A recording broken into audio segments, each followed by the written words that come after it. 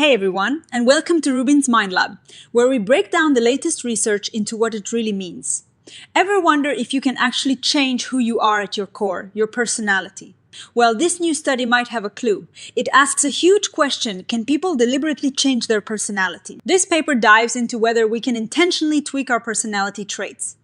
Like wanting to be more organized, more outgoing, or less worried. Personality traits are super important. They can predict our health, our relationships, and even our careers.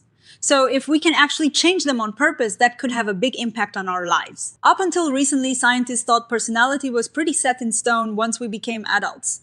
But now there's a growing idea that maybe, just maybe, we can actually shape it. This research tested out a program that aimed to help people intentionally develop a specific character strength. Think of a character strength as a positive trait, like kindness or perseverance, or curiosity, where people were randomly put into 3 groups. One group got the real character strength training, another group got a placebo training, which was designed to look and feel the same but wasn't supposed to change personality, and a third group was just put on a waitlist to get the training later. They followed these groups for 8 weeks and then checked in again later to see if anything changed. One of the trickiest things about studying personality change is making sure any changes you see are actually because of the intervention, and not just because people expect to change or because they're just participating in a study. That is why this study was so cool. They didn't just use a simple waitlist group, which only tells you about natural change or the effects of just being assessed over time. They also used the placebo group. This placebo group did similar activities and had the same amount of contact time as the real intervention group. This way, they could see if the real intervention had any special effects beyond the general benefits of doing a structured activity and expecting something to happen. So how did they actually do this? They had over 3,000 adults sign up. They explained it as a way to boost well-being through happy habits. After some initial checks, they randomly assigned people to one of 3 groups. The people in the intervention group practiced a specific character strength they chose, like kindness or curiosity, through weekly online exercises. The people in the placebo group did a similar program, but focused on sensory pleasures, like appreciating different tastes or sounds. The waitlist group just completed the assessments. Everyone in the intervention and placebo groups got their weekly assignments and did assessments online for 8 weeks. To get an informant report, they had to ask a friend or family member to fill out a questionnaire about them. This was important because it gives an outside perspective on any changes.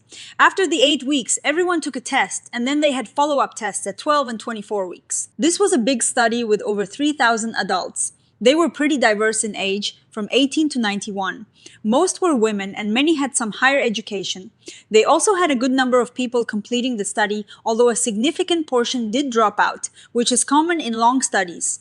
Importantly, they also got reports from friends and family members about the participants' character strength. The core idea of the Happy Habits program for the intervention group was to turn positive intentions into consistent actions. They had participants set weekly goals, make plans for how they'd achieve them, think about what might get in their way, and then actually practice that behavior. The placebo group did all these things too, but their focus was on sensory experiences instead of character strengths. So, the structure was the same, just the content was different. A lot of the popular character strengths people wanted to work on were self-regulation, zest, and hope. Now, let's get to the findings. When they looked at what people reported about themselves regarding their character strengths, the intervention group and the placebo group both showed increases in the strengths they were interested in.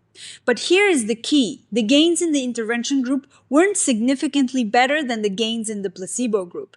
This means that just having a structured program with goals, planning, and practice, even if it is about something else like sensory pleasures, can lead to people feeling better about themselves and seeing improvements in the traits they wanted to change. However, when they looked at character strength states, which are like how often you actually behaved in a certain way that week, the intervention group did show bigger increases than both the placebo and waitlist groups. This is interesting because it suggests that the active practice of using a character strength, even for a short period, might have a more immediate effect on your day-to-day behavior. But here is where things get even more nuanced. When the friends and family members who knew the participants reported on their character strengths, they didn't see any real differences between the groups. This is a really important finding. It means that while people might feel like they've changed and may even act a little differently in the short term, those changes weren't noticeable enough to their close observers right after the intervention. They also looked at broader personality traits like the Big Five, which includes things like neuroticism, how anxious you are and extroversion, how outgoing you are. In this area, the intervention group did show some improvements compared to the waitlist group, like feeling less neurotic and more extroverted and agreeable. But again, these improvements were very similar to what the placebo group experienced. So, it seems like the structure and the expectation of change played a big role, rather than just the specific content of practicing character strength. The good news is that these improvements seem to last for a while, even at the 24-week follow-up. So, what is the story here? The researchers found that the character strengths intervention did boost how people felt about their strengths, especially in the moment states. But when it came to personality traits themselves, those felt changes, and the broader Big Five traits, the gains were pretty similar whether you were doing the specific character strength training or the sensory placebo training. This strongly suggests that a lot of the positive effects come from common factors. Things like having a clear structure, setting goals, making plans, practicing regularly, and reflecting on your progress. These are all powerful tools for change, and they were present in both active programs. The fact that informants didn't see major changes is also a big takeaway. It implies that observable, lasting personality change might take more time and consistent effort than just an 8-week program. We might perceive ourselves as changing, but for others to notice, it might need to become a more ingrained part of our behavior. This study is really strong because it used the credibility-matched placebo, which is rare and crucial for understanding true intervention effects. It was also a large study with follow-up assessments, giving us a more comprehensive picture. However, like all research, it has limitations. The sample was mostly women and from a German-speaking background. So we can't automatically say these results apply to everyone everywhere. Also, because people chose their own strengths to work on, it was hard to look at effects for each specific strength. And it is always tricky to design a perfect empty placebo. What does this all mean for us? It is encouraging that intentional efforts to improve ourselves can lead to positive changes, even if some of those changes are driven by general program features rather than the specific content. It highlights the power of structured self-improvement programs.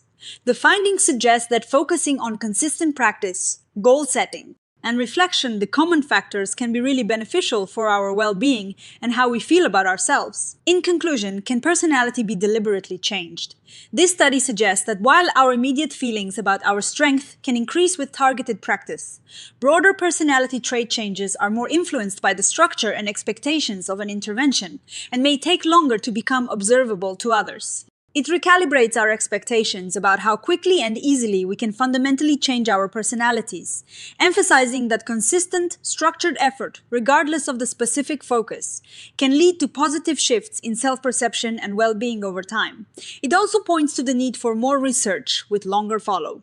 Apps and behavioral measures to truly capture lasting personality transformation. What do you think? Let me know in the comments below. If you found this interesting, please give it a like and subscribe to RUBIN'S Mind Lab for more deep dives into the science of our minds.